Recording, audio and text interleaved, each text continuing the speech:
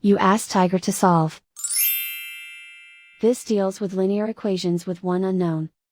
The final result is x equals 5/3. Let's solve it step by step. Isolate the x. Multiply both sides by 3x plus 1. Expand the parentheses.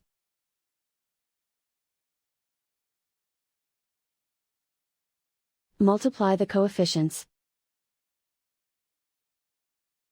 Simplify the arithmetic.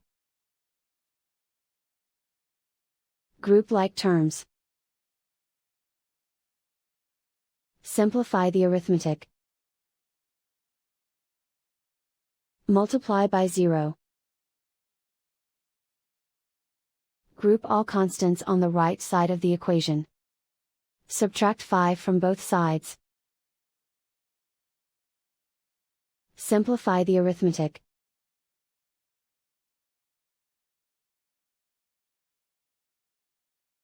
Isolate the x. Divide both sides by -3. Cancel out the negatives. Simplify the fraction. Cancel out the negatives. And so the final result is x equals 5/3.